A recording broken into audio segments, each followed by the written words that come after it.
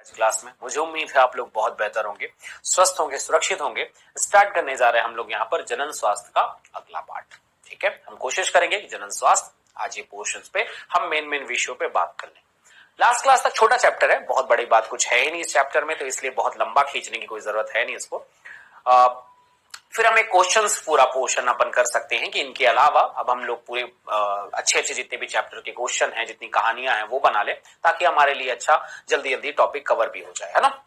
तो जनन स्वास्थ्य ये जो टॉपिक है रिप्रोडक्टिव हेल्थ, लास्ट क्लास तक मैंने आप लोगों को एमटीपी के ऊपर नॉलेज दे दिया था और क्या क्वेश्चन पूछे जाएंगे एमटीपी पे हमने क्लियर कर दिया था। गर्भ निरोधक युक्तियां कौन कौन सी हैं, उनका क्या क्या काम है, ये हमने पूरा पढ़ लिया है, उसमें कहीं कोई डाउट नहीं होना चाहिए, वो भी एकदम डन हो गया होगा। अब हम यहां से पढ़ेंगे कुछ नए टॉपिक के बारे में, और उसमें से सबसे पहला नया टॉपिक जो आएगा रिप्रोडक्टिव हेल्थ में, आज हमने कॉन्ट्रासेप्टिव मेथड प्रीवियस क्लास में ही पढ़ लिया है। अब हम यहां पर पढ़ेंगे, ये तो गर्भ निरोधक युक्तियां हैं जो हम जान ही रहे हैं। आज हम कुछ नए टॉपिक के बारे में बात करेंगे, जैसे एमनियोसेंटेसिस। ठीक है, उल्ब वेधन एक तकनीक है, उसका क्या उपयोग है और किस तरीके से उसमें कहानियां बनती हैं, ये हमको पढ़ना है। फिर कुछ बीमारियों के बारे में और फिर कुछ और नए टॉपिक हम देखेंगे। आइए पढ़ते हैं। सबसे पहला टॉपिक आता है एमनियोसेंटेसिस, इसे हिंदी में कहते हैं उल्ब वेधन। ये एक तकनीक है जो मुझे लगती है कुछ हद तक कि बहुत अच्छी तकनीक है, लेकिन इसका उपयोग लोगों ने गलत किया, इस वजह से इस पे बैन लगा दिया गया है। ये अच्छी तकनीक, अब देखो आप डिसाइड करो कि अच्छी है कि नहीं, क्योंकि बहुत सारा चीज बताती है ये, ना सिर्फ लिंग परीक्षण। ठीक है, क्या होता है, बन रहा एमनियोटिक फ्लूइड आपको पता होगा। ठीक है, एक शिशु से, मतलब इसे अपन कहते हैं गर्भस्थ शिशु।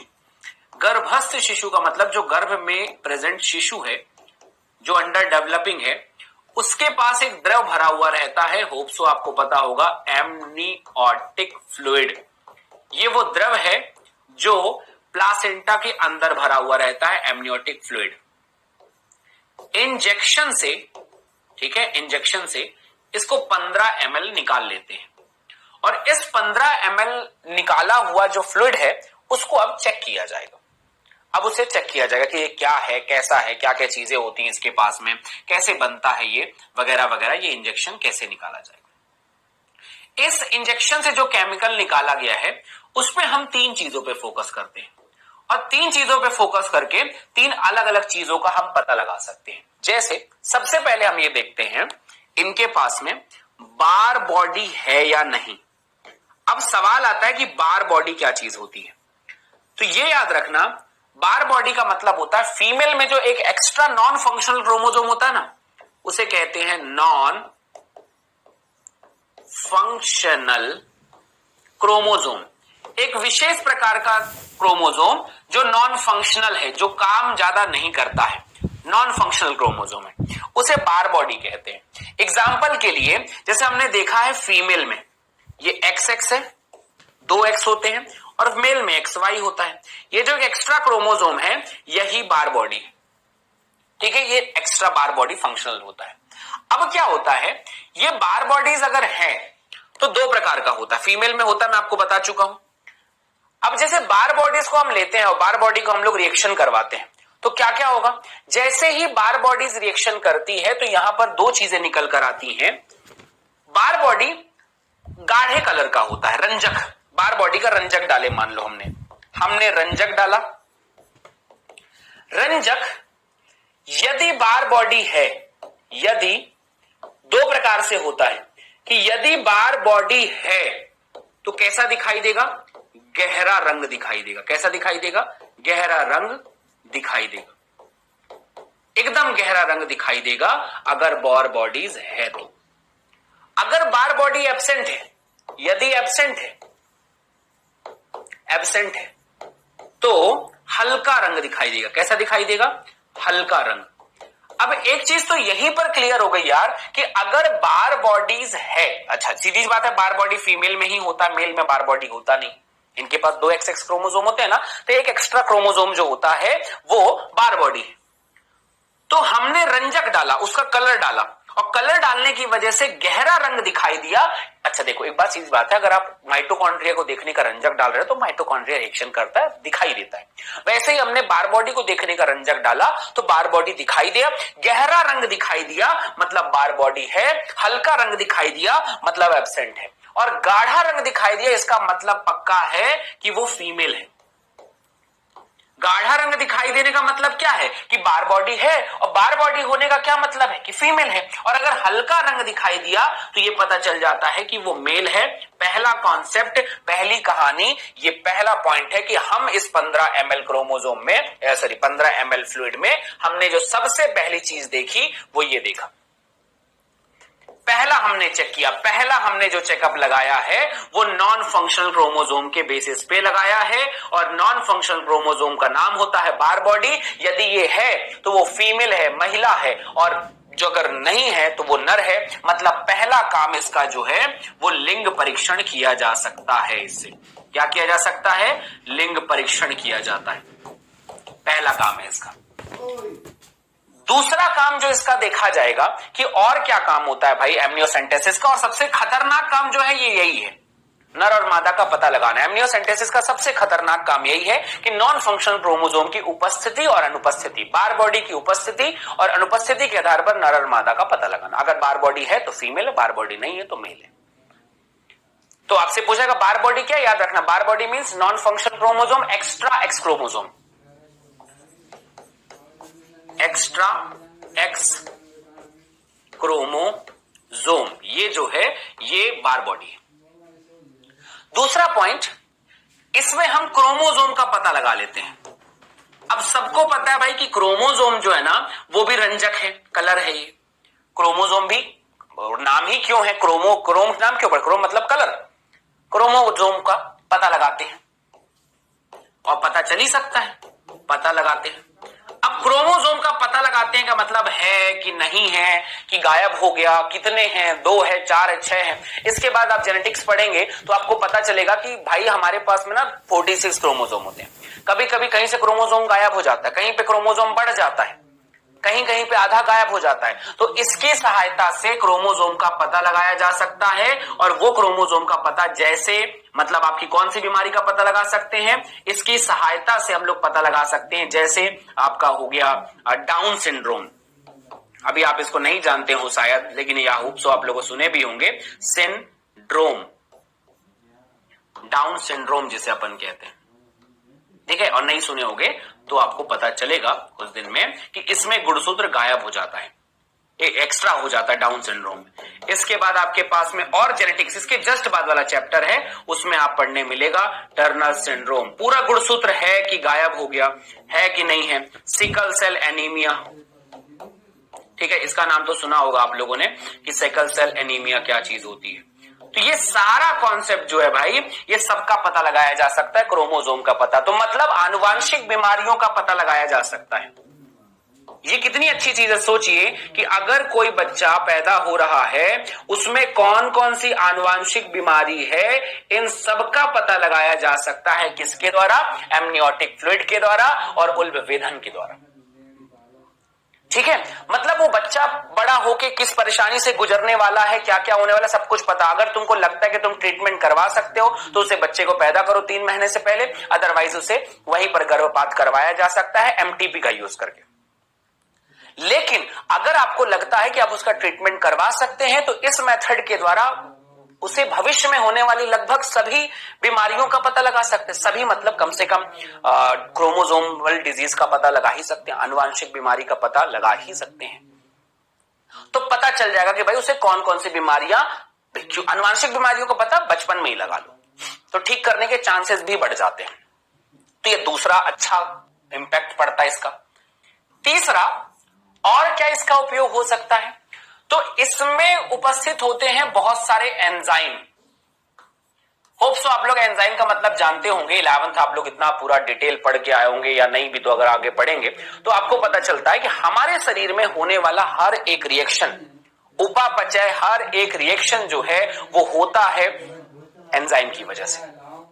तो एंजाइम का होना हमारे लिए अच्छी बात है, और नहीं होना कई बार कुछ बीमारियों का कारण बन जाता है। जैसे मैं आपको बताता हूं, एंजाइम, जैसे कुछ एंजाइम होते हैं ये फिनाइल एलेनिन हाइड्रोलेज एग्जाम्पल नाम है इसका, मान लो फिनाइल एलेनिन हाइड्रोलेज। ये टॉपिक भी आपको ना जेनेटिक्स में पढ़ाया जाएगा। फिनाइल एलेनिन हाइड्रोलेज ये जेनेटिक्स में आता है। ये एंजाइम है, ये एंजाइम है। अगर ये उपस्थित है कि नहीं है इसका पता लगा लिया।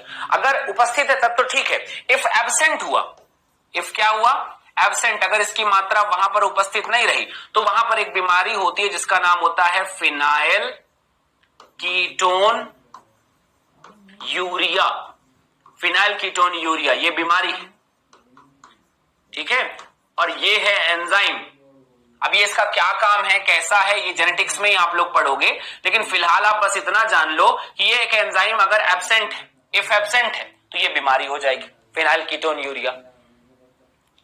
तो ये 3-4 प्रकार का कुछ अच्छा उपयोग भी है, कुछ बुरा उपयोग भी है। अब आप इसमें से दुनिया में लोगों ने ना बीमारी का पता ज्यादा लगाया, ना क्रोमोसोमल डिसऑर्डर का पता लगाया, उन्होंने सिर्फ पता लगाया मादा का और नर का। दैट्स वाई इस पे आज बैन लगा हुआ है, एमनियोसेंटेसिस बैन है इस दुनिया में। ऐसे ही कुछ मेथड है जैसे सीवीसी, ठीक है, कोरियोनिक विलाई सैंपलिंग।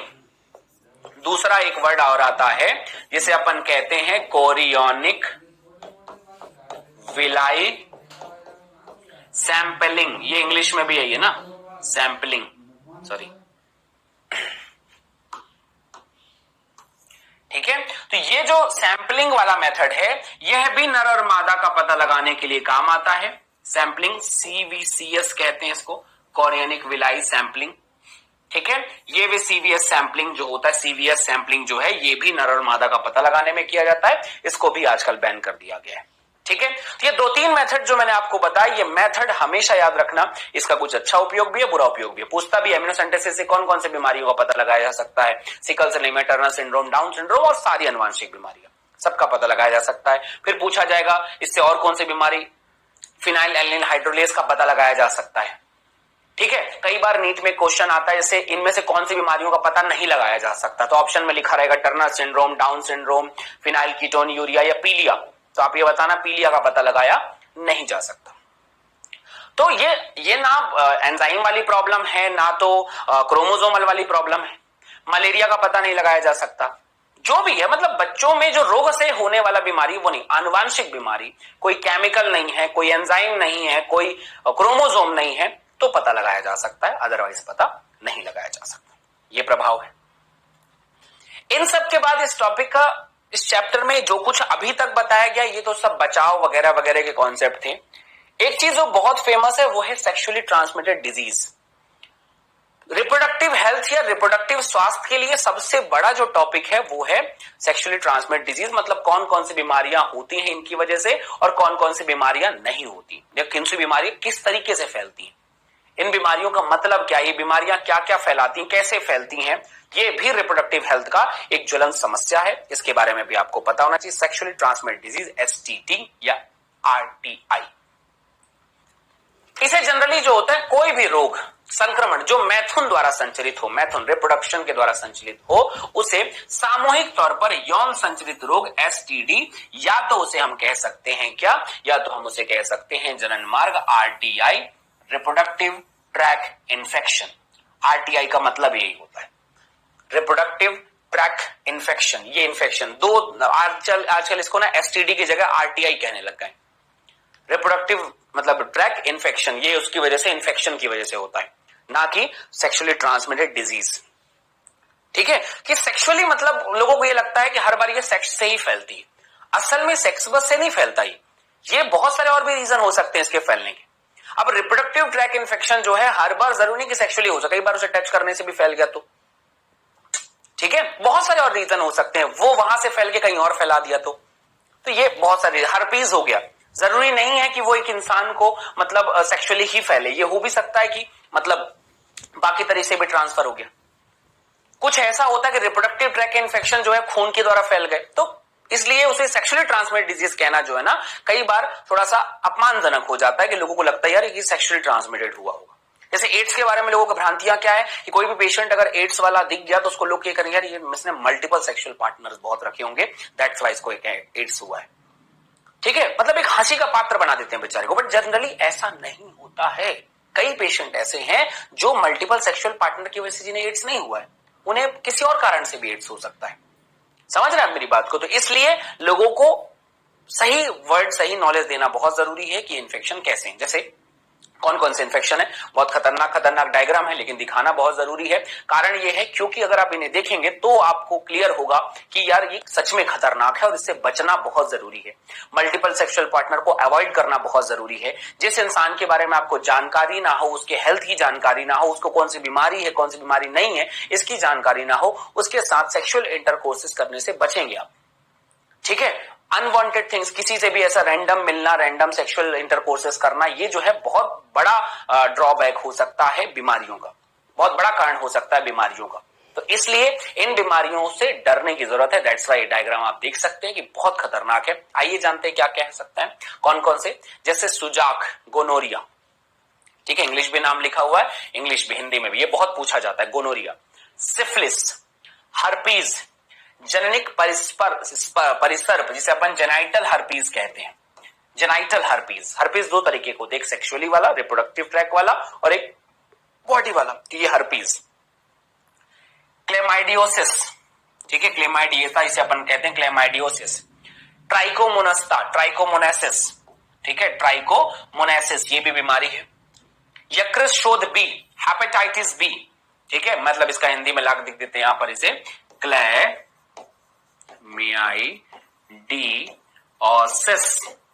ठीक है, और इसे नाम हो सकता है ट्राइकोमोनासिस, ट्राइकोमोनासिस। इसके अलावा यकृत शोथ बी का मतलब होता है हेपेटाइटिस बी। इसके अलावा HIV एड्स, ठीक है, ये सारी बीमारियां जो हैं वो सेक्सुअली ट्रांसमिटेड डिजीज हैं। सिफिलिस, पैलेडियम से फैलने वाली। गोनोरिया, नेसेरिया गोनोरिया से फैलती है ये, मतलब ये ऐसी हल्का हल्का बता दे रहा हूं, अगर मन करे तो लिख लेना, कोई बड़ी चीज नहीं है। जेनाइटल हर्प्स, ठीक है, हर्प्स वायरस से, और जेनाइटल वार्ड्स से फैलता है। ठीक है, तो आपके सामने ये चार बहुत फेमस लिखे हुए, इससे भी फैलता है, नेसेरिया गोनोरिया से, लिख लेना, ठीक है, मतलब, और सिफिलिस जो हो गया ये पार्ट है। HIV तो आपको पता ही है कि HIV जो है उससे फैलता है, ठीक है, मतलब अगर आप इसे लिखना चाहें तो आप इसे यहां पर लिख सकते हैं सिफेलिस, ठीक है, सिफेलिस जिससे फैलता है उसका नाम है पैलिडियम, ठीक है। उसके बाद आपसे कहा जाएगा गोनोरिया, गोनोरिया तो ये फैलता है हमेशा नेसेरिया गोनोरिया से, सॉरी नेसेरिया गोनोरिया से, है ना, ये फैलता है। तो इसके ऊपर में भी क्वेश्चन पूछा जा सकता है, मतलब पहले पूछा जाता था, आजकल तो एनसीईआरटी का सिलेबस है नहीं। तो ये गोनोरिया ये फैलता है। HIV की हेपेटाइटिस भी, हेपेटाइटिस से ही फैलता है। हेपेटाइटिस बी जो होता है ये इसी से फैलता है, हेपेटाइटिस बी वायरस से फैलता है, ठीक है, इनका नाम में कोई दिक्कत नहीं है। इसके अलावा मैंने आपको क्या कहा, इसके बाद वार्ड तो जो है हर्पीज वायरस, वार्ड्स वायरस, उसमें कोई दिक्कत नहीं है। इसके अलावा एड्स, है ना, एड्स जो होता है HIV वायरस से, इसके बारे में फिर अलग अलग चैप्टर में डिटेल किया जाता है, फिलहाल बस इतना ही याद रखना, ठीक है। चलिए अब देखते हैं कि कैसे ट्रांसफर होता है, कौन कौन सी बीमारियां इसमें से कैसे ठीक होती हैं और कौन कौन सी बिल्कुल ठीक नहीं होती हैं, इन सब के बारे में बात करेंगे। तो आपके सामने डायग्राम बना हुआ है, देख सकते हैं। सबसे पहला, अनप्रोटेक्टेड सेक्स विथ अनइंफेक्टेड पर्सन। पहला चीज तो ये हो गया कि एक जो संक्रमित व्यक्ति है, संक्रमित व्यक्ति के साथ में जो होता है सेक्सुअल इंटरकोर्सेस के साथ में, ठीक है, जैसे यकृत शोथ भी, HIV के संक्रमण जो है मुख्य रूप से किससे होंगे, ये याद रखना, ये कई बार क्वेश्चन पूछा जा सकता है, ठीक है। HIV और यहां पर यकृत शोथ के बी के बारे में ही बता रहा है बस, हेपेटाइटिस बी और HIV के बारे में, हर्पीज, जेनाइटल वार्ड, एसो और भी तरीके से फैल सकते हैं। लेकिन जो कंपलसरी है कि हेपेटाइटिस बी और HIV, कई बार ऑप्शंस में लिख दिया जाता है कि बताइए, HIV की जगह पूछ दिया जाए बताओ हेपेटाइटिस बी किससे फैलता है। अब लोगों को लगता है यार हेपेटाइटिस बी थोड़ी ना सेक्सुअली फैलता होगा, ये थोड़ी ना ब्लड से फैलता होगा, ये थोड़ी ना ऐसा फैलता होगा, कंफ्यूज हो जाते हो। तो इसलिए एनसीईआरटी की एक लाइन पढ़ना बहुत जरूरी हो जाती है कि इसलिए एनसीईआरटी ने लिख रखा है यकृत शोथ बी और HIV दोनों का फैलने का तरीका समान है, एकदम समान तरीके से फैलते हैं। इनमें से सबसे पहला है इन्फेक्टेड पर्सन से अनप्रोटेक्टेड सेक्स, बिना कॉन्डम आदि यूज करके अगर उनसे सेक्स होगा तो फिर वो फैल सकता है। दूसरा, एक इन्फेक्टेड पर्सन है जिसको सिरिंज सुई लगी हुई है, उसी सुई को नॉर्मल इंसान को लगा दिया जाए तो उससे भी ब्लड ट्रांसफ्यूजन होकर उसे एड्स या हेपेटाइटिस भी हो सकता है। इसके अलावा यदि किसी माता को एड्स है तो वो प्लासेंटा के द्वारा उनके बच्चे को भी, गर्भस्थ शिशु को भी हो सकता है। ठीक है। इन्फेक्टेड फ्रॉम ब्लड कार्पल्स, याद रखना कि अगर किसी इंसान को क्या कहना चाहिए एड्स है तो उसका रक्त अगर आधान आप शरीर में लेते हैं तो उसे, जो लेने वाला व्यक्ति है, उसे भी एड्स हो सकता है। कई बार इस बात को लेकर बच्चे कंफ्यूज हो जाते हैं कि क्या मां से बच्चे को अगर ट्रांसफर होता है तो क्या ये आनुवांशिक बीमारी है, क्या ये एक आनुवांशिक बीमारी हो गई अगर मां से बच्चे की? तो नहीं, क्योंकि यह आनुवांशिक बीमारी तब कहलाएगी जब माता पिता के जीन पर आधारित हो। यह जीन पर आधारित नहीं है, यह एक इन्फेक्शन पर आधारित है। मां को इन्फेक्शन था, मां से बच्चे को इन्फेक्शन हो गया, मां बड़ी भी हो जाएगी मान लो, तो मां से अगर बच्चे को इन्फेक्शन हो गया तो वह आनुवांशिक बीमारी थोड़ी कहलाएगी। ठीक है, ये वैसा ही है कि मां के अंदर इन्फेक्शन था, वो इन्फेक्शियस वायरस वहां से उसके बच्चे में चला गया, वहां से उसके बच्चे में चला गया, तो ये एक इन्फेक्शन है, याद रखना, ना कि आनुवांशिक बीमारी। ये पूछा जाएगा। तो आइए थोड़ा थ्योरी देख लेते हैं। एक संक्रमित व्यक्ति के साझे प्रयोग वाली सुई, उसका उपयोग करेंगे तो हेपेटाइटिस बी और एचआईवी हो सकता है। शल्य क्रिया के औजार, मतलब ऑपरेशन कर रहे हैं उस समय, जिसे मैं एग्जांपल बताता हूं। एक व्यक्ति को सुई उपयोग हुआ तो अभी के डेट में लोग डिस्पोजल यूज करने लग गए, लेकिन मेरे जानते में बहुत साल पहले तक लोग जो है ना डिस्पोजल सुई जो है, डिस्पोज सुई का उपयोग नहीं करते थे। लोग क्या करते थे कि एक स्टील टेप का एक सुई आता था, ये हॉस्पिटल में भी बहुत ज्यादा कॉमन था। ये स्टील की सुई आती थी, एकदम स्टेनलेस स्टील की, और आती थी एक इंजेक्शन कांच का होता था। वो जो इन दोनों का उपयोग किया जाता था किसके लिए? इंजेक्शन लगाने के लिए। तो एक इंसान को लगाया, फिर उसे उसको निकालकर उसे गर्म पानी आदि से धोकर फिर दोबारा लोग उसे उपयोग कर लेते थे। गर्म जो शल्य चिकित्सा के लिए जो भी उपकरण उपयोग किए जाते थे उसका भी वही सेम कॉन्सेप्ट था कि उसे गर्म करके ठीक कर लिया जाता था। बट ऐसा नहीं है भाई, अब जो है वो हाईटेक मेथड हो गए और उनका उपयोग करना बहुत जरूरी हो गया। तो इसलिए शल्य क्रिया के जो औजार हैं, जो भी काट पीट करने के लिए उपयोग कर रहे हैं, उसे भी निर्जमीकृत, मतलब उसे साफ करना बहुत जरूरी हो जाता है, अदरवाइज वो बीमारी फैला देगा। संदूषित रक्ताधान, अगर किसी एक व्यक्ति को एड्स है, उसका ब्लड ट्रांसफ्यूजन करके किसी कारण से जो अगर किसी दूसरे इंसान तक पहुंच गया तो वो से भी एड्स हो जाएगा। और या फिर संक्रमित माता से उसे गर्भस्थ शिशु में, ठीक है, भी संचारित हो सकता है। ये लाइन बहुत जरूरी है। इसके बाद जो सबसे जरूरी पॉइंट पूछा जाता है वो ये है बेटा कि याद रखना, यकृत शोथ बी, यकृत शोथ बी का मतलब हेपेटाइटिस बी, जेनाइटल हर्ब्स और एचआईवी, ये तीन बीमारियां हैं जो अभी भी यौन रोग हैं, जो बिल्कुल भी ट्रीटेबल नहीं है, उपचार योग्य नहीं। बाकी सभी जो है उपचार योग्य हैं, केवल तीन उपचार योग्य नहीं है। उनमें से कौन कौन सी हैं? यकृत शोथ बी, हेपेटाइटिस बी और जेनाइटल हर्ब्स एंड एड्स। ये तीनों बहुत पूछा जाता है कि कौन सी बीमारियों को छोड़कर बाकी सभी बीमारियां जो है ट्रीटेबल हैं, इनमें से कौन सी बीमारियों का जिनका इलाज संभव नहीं है। तो बार बार लिखिए, 3 बार लिखिए, 5 बार लिखिए और उसको रिवीजन करते रहिए। Hepatitis B, genital herpes and HIV, ये जो बीमारियां हैं इनका ट्रीटमेंट पॉसिबल अभी नहीं है। इसके बाद टॉपिक नजर आता है कि अगर ठीक है, मान लो अगर आपको बीमारी हो ही गई तो क्या क्या सिम्टम्स नजर आएंगे आपके शरीर के अंदर, क्या क्या सिम्टम्स नजर आएंगे अगर आपको बीमारी हो गई तो। बीमारी अगर हो जाती है तो सभी रोग के शुरुआती लक्षण में सबसे कॉमन जो है, जननिक क्षेत्र में खुजली होगी। रिप्रोडक्टिव एरियाज में खुजली बहुत ज्यादा होने लग जाती है।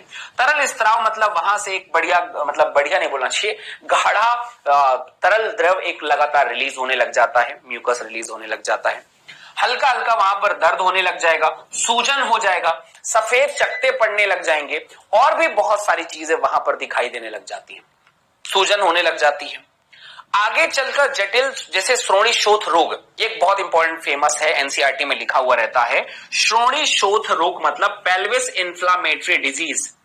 पेल्विस इन्फ्लामेटरी डिजीज का मतलब ये होता है कि देखो ये फीमेल है, फीमेल का पेल्विस वाला क्षेत्र, ये जो क्षेत्र है ये पूरा का पूरा अगर सूजन होने लग जाए, यहां पर पेल्विस वाले क्षेत्र में, जहां जहां ये कमर के पास में जो भाग है, इस भाग में अगर बहुत ज्यादा सूजन होने लग जाए तो पेल्विस इन्फ्लामेटरी कहलाता है। देखिए सूजन वगैरह होने लग जाएगा, ये इलाका आजू बाजू का बढ़िया मतलब ज्यादा तरीके से वो सूजन होने लग जाएगा, इसे अपन कहते हैं पेल्विस इन्फ्लामेटरी डिजीज। ये भी सिम्टम्स है।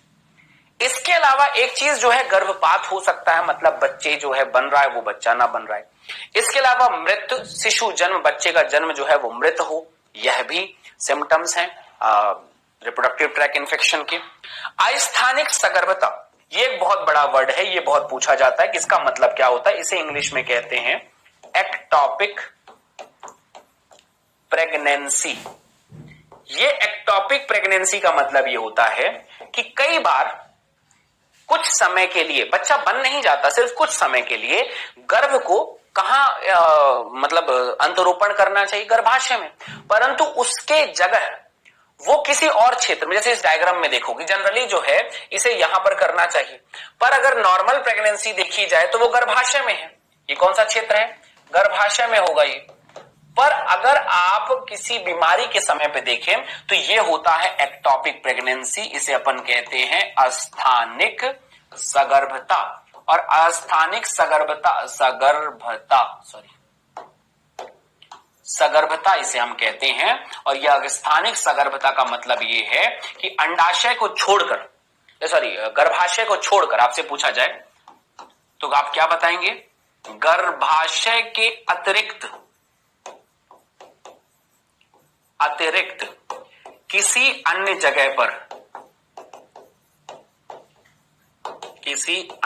जगह पर अंतरोपण होगा। क्या होगा, अंतरोपण होगा। अंतरोपण हुआ तो उसे कहा जाएगा एक्टॉपिक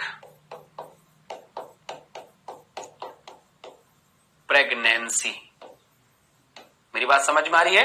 एक्टॉपिक प्रेगनेंसी तब कहा जाएगा जब गर्भाशय के अतिरिक्त किसी भी अन्य जगह पर उसका रोपण हो जाए। होना चाहिए था गर्भाशय में, कहीं फैलोपियन ट्यूब में ही हो गया, कहीं पर भी हो गया, तो हम उसे कह देंगे भाई कि वो अस्थानिक सगर्भता है, और इसका मतलब है कि वो एक्टॉपिक प्रेगनेंसी है। ये भी एक प्रकार का सिम्टम हो सकता है।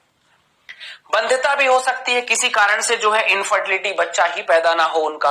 जनन मार्ग का कैंसर भी हो सकता है। ऐसे भी बहुत सारे सिम्टम्स यहां पर देखे जाते हैं जो रिप्रोडक्टिव ट्रैक इन्फेक्शन के द्वारा होते हैं। तो इसको रटना नहीं है, बहुत आसान है। मतलब वहां पर सफेद द्रव आने लग जाएगा, तरल द्रव आने लग जाता है, दर्द होगा, सूजन होगी, खुजली होगी, एक्टॉपिक प्रेगनेंसी होगी, वहां पर इन्फ्लामेशन होने लग जाएगा, बंध्यता हो सकती है, कैंसर हो सकता है, गर्भाशय का कैंसर हो सकता है, बंध्यता हो सकती है, एक्टॉपिक प्रेगनेंसी, मृत बच्चा पैदा होगा, ये हो सकता है, गर्भपात हो जाए। बहुत सारी चीजें जो है यहाँ पर ये कॉमन है एक्टॉपिक प्रेगनेंसी, ये सब चीजों में। अब सवाल आता है कि अगर सेक्सुअली ट्रांसमिटेड इन्फेक्शन देखा जाए तो इसका प्रिवेंशन क्या है, बचाव क्या चीज होती है, कैसे बचाव कर सकते हैं। अगर हम बचाव की तरफ में जाएं तो अनजान व्यक्ति या जो भी बहुत से व्यक्तियों के साथ यौन संबंध जो है वो नहीं रखना है। बहुत से व्यक्तियों के साथ यौन संबंध करने का मतलब ये होता है, देखो मल्टीपल सेक्सुअल पार्टनर से प्रॉब्लम नहीं है। मल्टीपल सेक्सुअल पार्टनर कहने का मतलब अगर एक व्यक्ति बहुत सारे लोगों के साथ अपने यौन संबंध रखता है, इसका मतलब है कि उसे मतलब सिर्फ लोग चाहिए, उसके बारे में उसको मालूम नहीं है कि वो कौन लोग कैसे हैं, क्या है। एक प्रकार का व्यक्तित्व होता है और ऐसा इंसान जो है किसी के साथ भी सेक्सुअल इंटरकोर्सेस करने के लिए राजी हो जाता है। अब अगर किसी के साथ भी अगर अननोन पर्सन आप जानते नहीं है उसके बारे में, तो ना चाहते हुए भी उसकी बीमारी आपको फैल सकती है। तो ऐसे में जो नोन पर्सन है जिसके बारे में आपको पता है कि ये इसे कौन सी बीमारी हो सकती है, नहीं है, क्या है, कैसा है, सारा उसके साथ जो है सेक्सुअल इंटरकोर्सेस से प्रॉब्लम नहीं है। परंतु अगर आप ये सोचते हैं कि मल्टीपल सेक्सुअल पार्टनर करने वाला जो व्यक्ति है उसको भी प्रॉब्लम नहीं, परंतु अगर वो ऐसा कर रहा है, इसका सीधा सा मतलब ये है कि उसको इंसान के बारे में जानकारी नहीं है, वो अवॉइड कर रहा है, और वो ये मतलब ये नहीं देख रहा है कि एक इंसान से होना चाहिए, वो बहुत सारे इंसान ढूंढ रहा है, और ऐसे में वो रैंडम लोगों से भी सेक्सुअल इंटरकोर्सेस कर सकता है, संभोग कर सकता है। तो ऐसे में उसको बीमारी के चांसेस बढ़ जाते हैं। ठीक है, जैसे एग्जांपल के लिए सबसे ज्यादा एड्स का पेशेंट इंडिया में पहले कई बार आया था प्रोस्टिट्यूशन से, वेश्यावृत्ति जिसे कहते हैं। अब प्रोस्टिट्यूशन से हुआ तो एक व्यक्ति जो मल्टीपल पार्टनर्स को मतलब में से साथ सेक्सुअल इंटरकोर्सेस कर रहा है, वो हो सो कि वेश्यावृत्ति भी कर सकता है। अपने बॉडी का सेक्सुअल डिजायर्स को पूरी करने के लिए वो वेश्यावृत्ति भी कर सकता है। अब एक इंसान जो वेश्यावृत्ति किया, ठीक है, वो वेश्यावृत्ति जो है वहां से मान लो अगर उस वेश्या को किसी कारण से भी कहीं से भी इन्फेक्शन हो गया हो, उससे उस इंसान को फैल जाए, उस इंसान से उसकी वाइफ या बाकी जगह भी फैल सकता है। तो बहुत सिंपल रीजन हो सकते हैं फैलने के। ठीक है, मल्टीपल सेक्सुअल पार्टनर, अलग अलग जगह से अलग अलग लोग आते हैं। ठीक है, ये एक रीजन हो सकता है। अच्छा, किसी इंसान को एड्स हो जाता है मान लो, ठीक है, तो कई बार उसका मानसिक संतुलन खो जाता है। अब मान लो कोई मेल एंड फीमेल उसे अगर हो गया, अब वो यही चाहने लग गया, मान लो कि मानसिक संतुलन खो गया कि मुझे हुआ, अब मैं लोगों को फैला दूंगा। अब ऐसे में जाकर वो किसी भी एक इंसान को, मान लो उसने उसे अप्रोच किया कि मतलब इंटरकोर्सेस करने के लिए, मैथुन करने के लिए, और वो इंसान जो पहले से ही मल्टीपल सेक्सुअल पार्टनर को अवॉइड नहीं करता है, तो वो होप्स हो कि कर ही सकता है। वो उसे कोई फर्क नहीं पड़ता कि वो इंसान कौन है, कहां है, कैसा है, जानता है कि नहीं जानता, उसे तो मल्टीपल सेक्सुअल पार्टनर चाहिए। उसने कर दिया, उसने इंटरकोर्सेस कर लिया। ऐसे में उस इंसान को जिसे एड्स था, उससे एक नॉर्मल इंसान को एड्स हो गया था। तो ये एक बहुत सामान्य सा विषय है जिसके बारे में खुलकर आपको बताना बहुत जरूरी है, क्योंकि मल्टीपल सेक्सुअल पार्टनर्स ऐसा मतलब नहीं कि 10 लोग को करोगे तो हो जाएगा, पर 10 लोग को जब कर रहे हो तो कहने का मतलब ये है कि भाई कि तुम्हारे अंदर की जो डिजायर है ना, वो तुमको किसी के साथ भी फिर वो मैथुन करवा सकती है, और ऐसे समय पे तुम बुरी परिस्थितियों में फंस सकते हो। इसलिए जिस इंसान को पर्याप्त जानते रहें, जिसके साथ मतलब हमें सारी क्वालिटीज पता हो, उसके साथ सेक्सुअल इंटरकोर्सेस करना ये बुरी चीज नहीं, ये तो एक प्रकृति है, ये तो कॉमन है ही। ठीक है, इसमें कोई बहुत बड़ी बात है, पूरी दुनिया हो रहा है उसमें। लेकिन जिसे बिल्कुल नहीं जान रहे हैं, एकदम रैंडम है, वो कौन है, कहां है, कैसा नहीं पता, उसके साथ सेक्सुअल इंटरकोर्सेस करना खतरे का काम हो सकता है। अनजान व्यक्ति, बहुत सारे व्यक्तियों के साथ यौन संबंध रखना नहीं रखना है, ये बचाव है। मैथुन के समय सदैव कॉन्डम का इस्तेमाल करना। कॉन्डम जो है ये गर्भ निरोधक की तरह भी काम करता है और साथ ही साथ में बहुत सारी बीमारियों को फैलने से बचाता भी है। तो कॉन्डम का उपयोग करना एकदम लाजमी है, एकदम कॉमन है, इसे करना ही चाहिए। यदि आशंका लगे कि कोई बीमारी हो सकती है तो तुरंत ही प्रारंभिक जांच करवा लें, ताकि भविष्य में होने वाली प्रॉब्लम्स को पहले ही सॉल्व आउट किया जा सके और उसे ट्रीटेबल ट्रीटमेंट कर सके, रोग का पता लगाया जा सके और उसे ठीक किया जा सके। ये सबसे इंपॉर्टेंट बात है। और एक छोटी फैमिली में बिलोंग करना चाहिए, डॉक्टर की सलाह लेनी चाहिए, कहानी खत्म। अब सवाल ये आता है, ये तो सब परेशानियों की बात हो गई, इन सब चीजों से जुड़ी हुई एक और खास परेशानी जो है वो रिप्रोडक्टिव हेल्थ में बच्चों को आती है, मतलब इंसानों को आती है, वो है बंध्यता। बंध्यता का मतलब इनफर्टिलिटी होती है, लोगों को बच्चे पैदा हो भी नहीं रहे। तो इसके लिए एकदम सीधा सा कॉन्सेप्ट नजर आता है कि कोई भी नर और मादा बिना गर्भ निरोधक उपयोग किए भी अगर वो 2 साल तक या 1.5 साल तक लगातार सेक्सुअल इंटरकोर्सेस कर रहे हैं और कोशिश कर रहे हैं कि वो प्रेगनेंसी हो जाए, फिर भी अगर प्रेगनेंसी ना हो, तो इसका मतलब है कि नर और मादा में कहीं ना कहीं बंध्यता है, कोई ना कोई कमी तो है। या तो स्पर्म नहीं बन रहा, या तो ओवा नहीं बन रहा, या तो स्पर्म की संख्या कम है, या तो ओवा मर जा रहा है, या तो गर्भाशय में दिक्कत है, या तो उसमें पीएच में कोई दिक्कत, या कोई ना कोई दिक्कत तो है। तो उसे हम कहते हैं इनफर्टिलिटी, बंध्यता।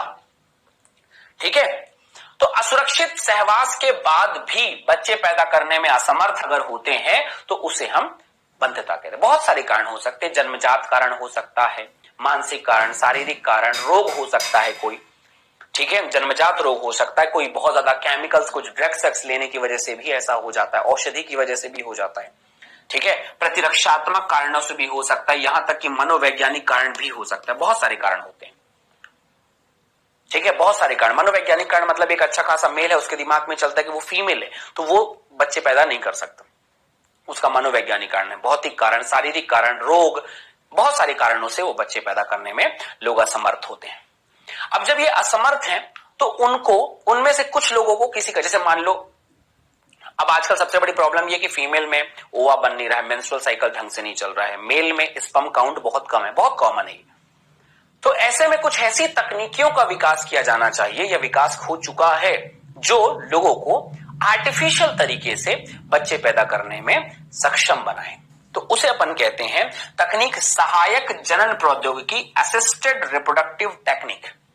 असिस्टेड रिप्रोडक्टिव टेक्निक, इसे हम कहते हैं ARTS। और ये तकनीक का मुख्य उद्देश्य ये है कि आर्टिफिशियल तरीके से सपोर्ट करना है, नर स्पर्म पैदा नहीं कर पा रहा है, कोई बात नहीं, हम स्पर्म को डायरेक्टली ओवा में पहुंचा देंगे। ओवा नहीं बन पा रहा है, कोई बात नहीं, हम ओवा को बनवा सकते हैं। नहीं मिल पा रहा है, निषेचन नहीं हो पा रहा है अच्छे से, काम करें हम उसको टेस्ट ट्यूब में निषेचन करवा लेंगे। गर्भाशय में अच्छे से नहीं बन पा रहा है, हम उसे गर्भाशय में मेंटेन करने की कोशिश करेंगे।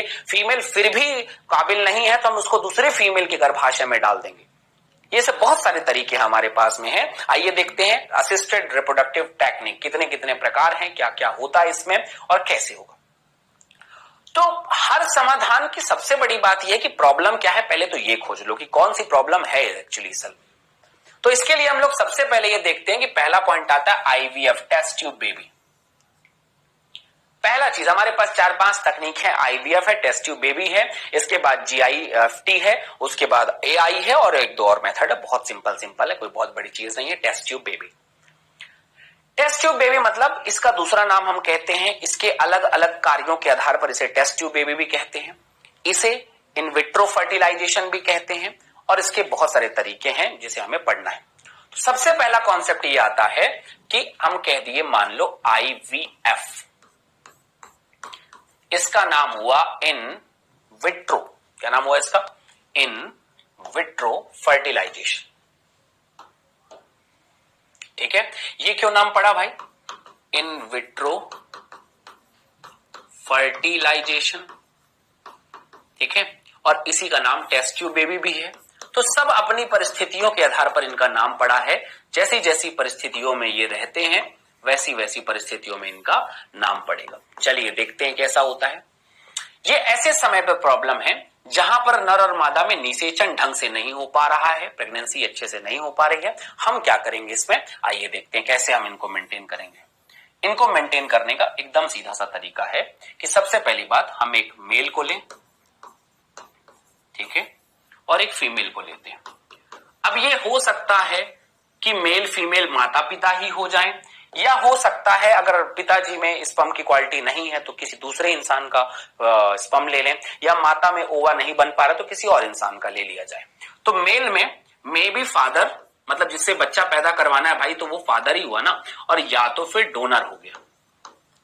सेम टू सेम यहां पर भी फीमेल में मे बी वो फीमेल जो हो सकती है वो जेनेटिकल मदर हो, और या तो फिर मे भी डोनर हो सकती है। इन दोनों से स्पर्म एंड ओवा को निकाल लिया गया, इसे स्पर्म लिया गया और इससे ओवा निकाला गया। अब ये जब दोनों शरीर से बाहर बाहर निकाल लिए गए हैं तो इन दोनों को मिलाया जाएगा, स्पर्म एंड ओवा को मिलाया जाएगा। अब आप ये कहेंगे क्या इतना आसान है कि निकाल लेंगे, बहुत आसान है, बहुत ज्यादा दिक्कत भी नहीं है इसमें, सिंपल तरीके से निकाला जा सकता है। इसे हम वैक्यूम टेक्नोलॉजी कहते हैं। दोनों से स्पर्म तो निकालना बहुत आसान है, फीमेल में उसमें से मेल से जो है वो निकाला जा सकता है, बॉडी से बाहर निकलता है, फीमेल बॉडी वो वैक्यूम के थ्रू निकाल लेते हैं। दोनों को मिलन करवाया, एक इन दोनों को लिया टेस्ट ट्यूब में। अब टेस्ट ट्यूब मतलब वो ऐसा नहीं टेस्ट ट्यूब नहीं है भाई जो आप लोग केमिस्ट्री में यूज करते हो, ये थोड़ा सा हाई एडवांस टेस्ट ट्यूब होता है, परख नली है, ठीक है। ये क्या होता है, परख नली। परख नली में दोनों को मिलवा दिए, जो स्पर्म है उसको हमने ओवा से मिलवा दिया।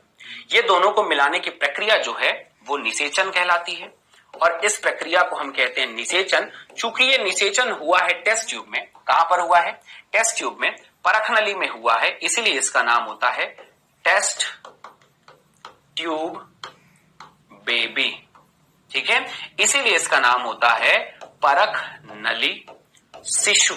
पहला नाम ये याद रखना, why it is called test tube baby. क्या ये पूरी तरह से टेस्ट ट्यूब में बनता है, नहीं, केवल और केवल निषेचन इनका होता है टेस्ट ट्यूब में, दैट्स व्हाई इसका नाम टेस्ट ट्यूब बेबी और परख नली शिशु। परख नली में निषेचन होने के आधार पर ही, और जब जब परख नली में निषेचन होगा, किसमें होगा, परख नली में निषेचन होगा। अगर परख नली निषेचन हो रहा है तो हम उसे कहते हैं इन विट्रो फर्टिलाइजेशन। जब तब हम उसे इन विट्रो कहेंगे जब जब निषेचन कहां पर होगा, परख नली में। और इसका दूसरा नाम आता है इन विवो, ये याद रखना, शरीर में निषेचन, शरीर में जो प्राकृतिक निषेचन अगर करवा रहे हैं, प्राकृतिक निषेचन प्राकृतिक तरीके से अगर हो रहा है, ठीक है, तो उसका नाम होता है इन विवो। क्या नाम होता है, इन विवो फर्टिलाइजेशन। निषेचन। तो हमारे पास में दो तरीका है, एक का नाम है शरीर में प्राकृतिक निषेचन, उसका नाम है इन विवो, पहला लाइन याद रखना, और अगर हमने उसे टेस्ट ट्यूब में किया तो उसका नाम होगा इन विट्रो फर्टिलाइजेशन। ये दोनों नाम जरूर याद रखना, इन विट्रो और इन विवो। जब निषेचन बाहर करवाना हो, वो असमर्थ हो निषेचन करने में, बाहर ही निषेचन करें, तब उसे हम कहेंगे in vitro fertilization, test tube baby and many more things. IVF technology उसी का नाम होता है, in vitro fertilization. That's why इसका नाम आईवीएफ होती है, क्योंकि ये निषेचन कहां पर हुआ है, परख नली में निषेचन हुआ है। और जब ये परख नली में निषेचन होगा तो हम इसे कहेंगे कि हाँ, इसने निषेचन किया है। ठीक है। और इन विवो का मतलब मैं आपको बता दूंगा, ये टेस्ट ट्यूब बन गई, बेबी निषेचन हो गया, और निषेचन होने के बाद यहां पर बन जाता है, सभी को पता है, जाइगोट बन गया। और जाइगोट का मतलब होता है युग्मनज बन गया, युग्मक नहीं, युग्मनज बन गया, युग्मनज बन गया। अब क्या होगा, जो ये युग्मनज बना है, अब ये युग्मनज को भाई टेस्ट ट्यूब में ही थोड़े रखेंगे, इसे वापस भी डालना पड़ेगा। तो इतना काम आधा हो गया हमारा कि हमने सबसे पहले मेल से फादर डोनर से स्पर्म, फीमेल से मदर डोनर से ओवा, टेस्ट ट्यूब से निषेचन करवा लिया और उसके जाइगोट युग्मनज करके मिला लिया।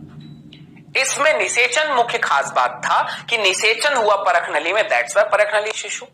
इस प्रकार के कॉन्सेप्ट को हम इन विट्रो फर्टिलाइजेशन कहते हैं, दैट्स वाई। और टेस्ट ट्यूब में बना, इसलिए टेस्ट ट्यूब बेबी, ये दो तीन नाम इसके पड़े हुए हैं। ठीक है, टेस्ट ट्यूब बेबी क्योंकि टेस्ट ट्यूब में निषेचन हुआ, और इन विट्रो फर्टिलाइजेशन का भी वही मतलब होता है क्योंकि इन विट्रो वहां पर निषेचन पे हुआ। ठीक है, ठीक है। अब ये जो जाइगोट बना हुआ है, बस निषेचन करने बाहर लाना था इसको, और कुछ नहीं, बस निषेचन करना और कुछ नहीं करना है। अब इसे वापस बॉडी में डालना है, क्योंकि इनकी निषेचन की प्रॉब्लम थी, बताया ना, प्रॉब्लम अलग अलग होती है। इन दंपतियों की प्रॉब्लम ये थी कि लोग निषेचन करने में कहीं ना कहीं इसमें असमर्थता थी, और अगर निषेचन करने में असमर्थता रहेगी तो इस तरीके का कॉन्सेप्ट यहां पर आएगा। ठीक है, कि ये लोग करेंगे इन विट्रो फर्टिलाइजेशन और ऐसा कुछ होगा, और स्पर्म मिल नहीं पा रहे थे फीमेल बॉडी के अंदर, अब मिल गए, लेकिन इसका एंडोमेट्रियम सही था। तो अब जो हमारे पास में ये जो जाइगोट दिखाई दे रहा है, इस जाइगोट को अब हम वापस डालना है, वापस डालना है। तो जाइगोट को हम वापस एंडोमेट्रियम में डालेंगे, वापस डालेंगे, वापस बॉडी में जाएंगे। ठीक है, वापस फीमेल बॉडी में, और सबको पता है बॉडी मतलब फीमेल बॉडी ही होगी, फीमेल बॉडी में डालेंगे। और ये जो फीमेल बॉडी में डालेंगे भ्रूण को, इसे अपन कहते हैं एम्ब्रियो ट्रांसफर, एम्ब्रियो ट्रांसफर, भ्रूण स्थानांतरण कहते हैं। ये जो बन गया ना, अब इसे अपन क्या कहेंगे, भ्रूण स्थानांतरण कहते हैं हम इसको। अब भ्रूण स्थानांतरण दो तरीके का हो सकता है, यहां पर जो भ्रूण बन रहा है उसका स्थानांतरण दो तरीके का हो सकता है। अब अगर हम लोगों ने पढ़ा है कि हो सकता है अप टू 8 सेल स्टेज, सभी को पता है बेटा कि ये जो स्टेज है सबको पता है, 2 सेल 4 सेल 8 सेल स्टेज में होता है। तो अप टू मतलब 8 सेल स्टेज, मतलब अधिकतम, अधिकतम कितना सेल बनना चाहिए, 8 सेल बनना चाहिए, तब एक कॉन्सेप्ट रहेगा। और दूसरा पॉइंट आता है अप टू मतलब अधिकतम 32 सेल स्टेज। तो दो कॉन्सेप्ट आता है, पहला जाइगोट से लेकर 8 सेल बनने तक, ये पहला कॉन्सेप्ट है। और दूसरा कॉन्सेप्ट आता है 8 सेल से लेकर 32 सेल तक। दो चांसेस हैं हमारे पास, इसके बाद लेट किए तब तो कुछ नहीं हो सकता। अब ये सबको पता है यार कि वो निषेचन एम्पुला वाले क्षेत्र में होता है, लेकिन बाहर आते आते जो है उसको समय लगता है। तो 8 सेल स्टेज में जब वो आता है तो क्या होता है, 8 सेल स्टेज में आने के लिए उसे कहां ट्रांसफर करना पड़ता है, उसे फैलोपियन ट्यूब में, फैलोपियन ट्यूब में डालना पड़ेगा। क्यों डालना पड़ेगा, क्योंकि यार वो 8 सेल स्टेज तक ना मैक्सिमम टू मैक्सिमम वो वहीं पहुंच पाता है, टेस्ट ट्यूब फैलोपियन ट्यूब में डालना पड़ेगा। दैट्स वाई हम किसको डाल रहे हैं, जाइगोट को, इसलिए इसका नाम है जाइगोट। कहां डाल रहे हैं, फैलोपियन ट्यूब में, फैलोपियन ट्यूब में डाल रहे हैं। और क्या डाल रहे हैं, embryo, fallopian tube, embryo transfer technology, embryo transfer. ठीक है, तो इसका नाम हो जाता है ZIFT, जाइगोट इंट्राफेलोपियन ट्रांसफर। ऐसा लिखना एक्चुअली, एम्ब्रियो ट्रांसफर ये सब नहीं लिखना। ZIFT मतलब पूरा लिख लेना। जाइगोट कहां डालना है? इंट्रा मतलब अंदर, किसके अंदर? फैलोपियन ट्यूब के। और फैलोपियन ट्यूब आपको जानते हैं कि यह अंडवाहिनी होती है, फैलोपियन ट्यूब ट्रांसफर मतलब इस बार हमने एम्ब्रियो को कहां डाला है? फैलोपियन ट्यूब में। और तब तक डाल सकते हैं जब तक वो कौन सी कोश की अवस्था तक रहे? 8 कोश की अवस्था तक। अब अगर 8 कोश की अवस्थाओं से वो बढ़ गए तो 32 कोश की अवस्था तक अगर वो पहुंच गया तो 32 सेल स्टेज तक एक कहानी आती है कि अब इसे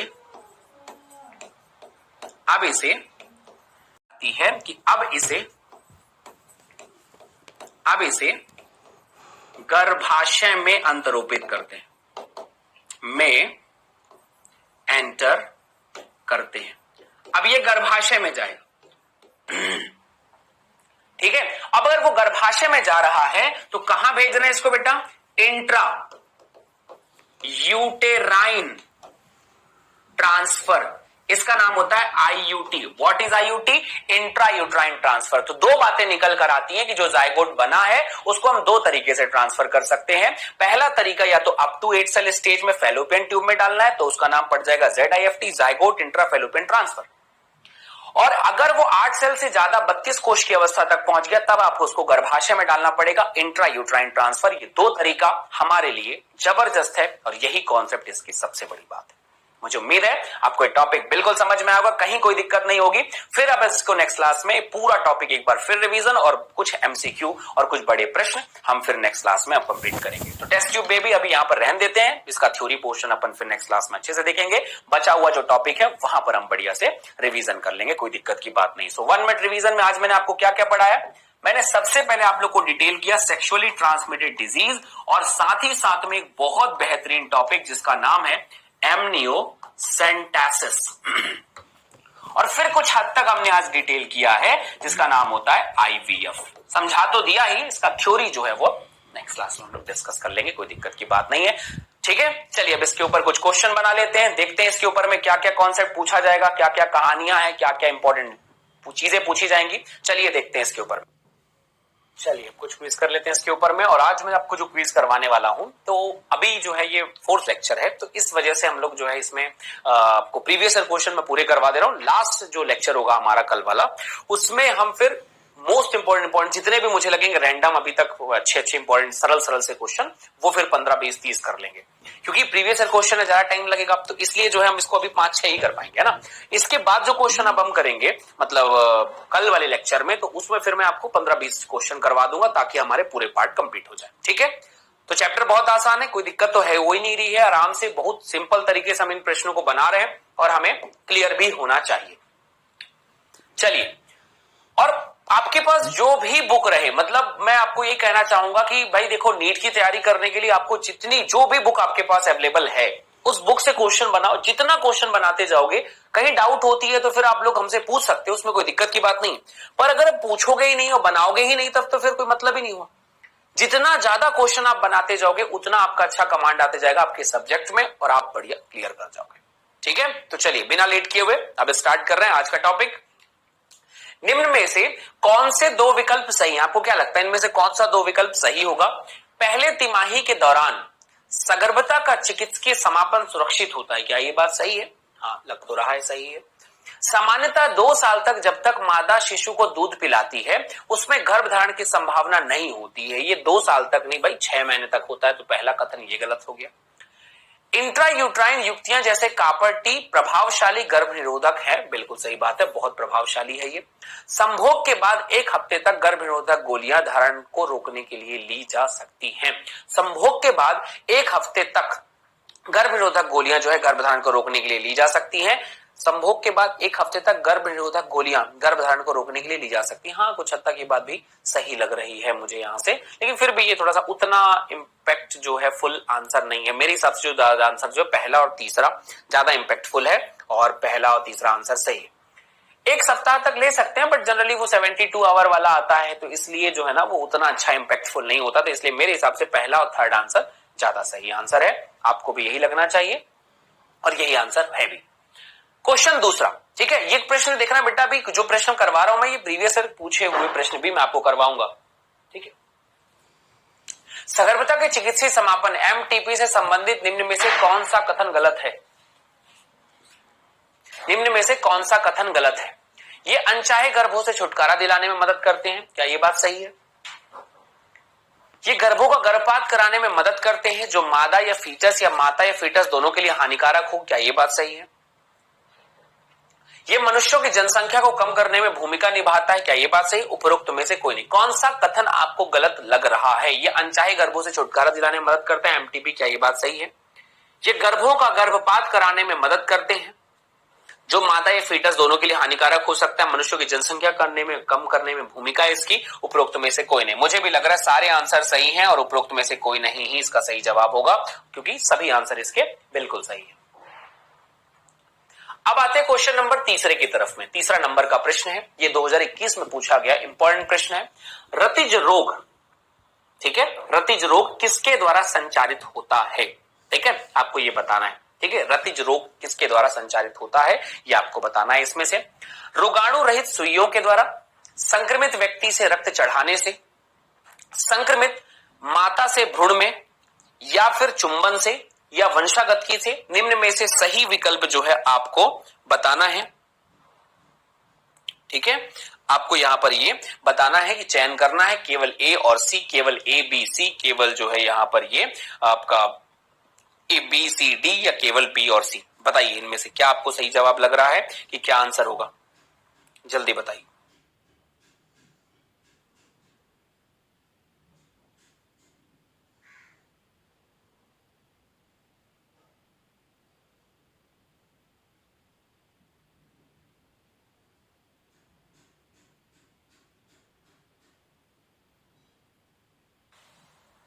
क्या लगता है आपको इनमें से क्या आंसर सही होगा? 2021 में पूछा गया बेहतरीन प्रश्न है ये। क्या मतलब एक रतिज रोग ऐसा जान लीजिए यहां पर, जैसे सिफिलिस, गोनोरिया है ना, या फिर आपके हेपेटाइटिस बी, ये सारे जो रीजन हैं उनके बारे में को मान लो आपसे क्वेश्चन पूछा जा रहा है, ठीक है।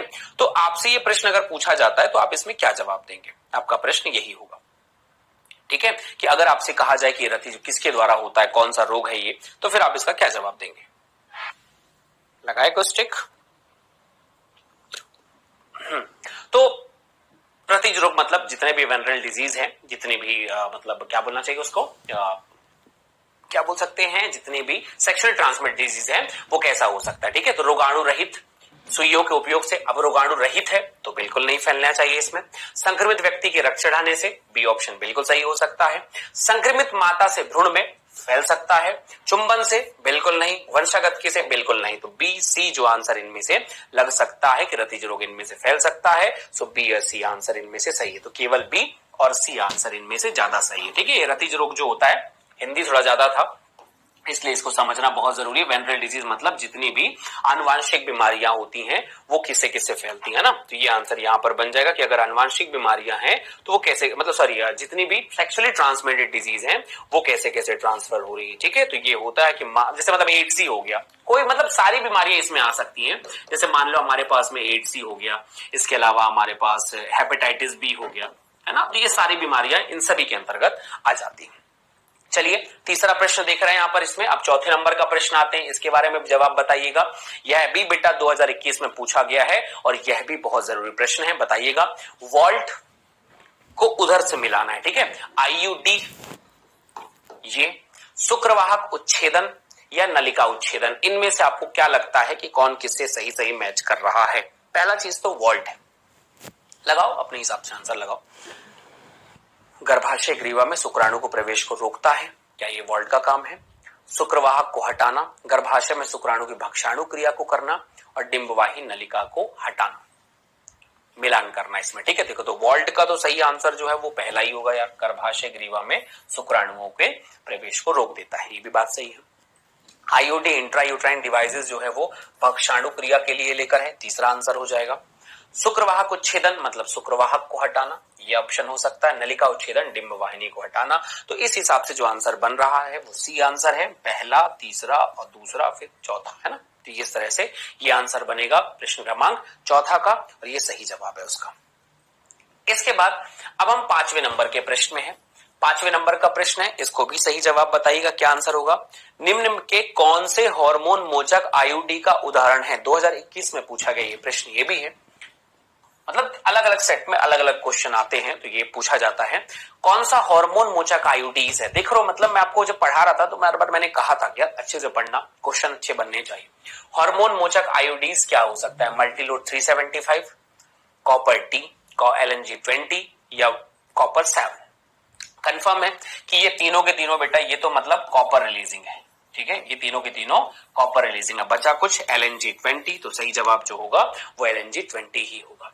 अब हम पहुंच गए क्वेश्चन नंबर 6 में, प्रश्न क्रमांक 6वां आपके सामने है, जवाब देखते हैं। निम्न में से किस तकनीक की सहायता से ऐसी स्त्रियां जो गर्भधारण नहीं कर सकती में भ्रूण को स्थानांतरित किया जा सकता है। बताना है, जो गर्भधारण नहीं कर सकती, फीमेल में गर्भधारण नहीं हो रहा है फिर भी हम उनमें भ्रूण को स्थानांतरित किया जा रहा है, तो कौन कौन सा मेथड उनमें किया जाएगा।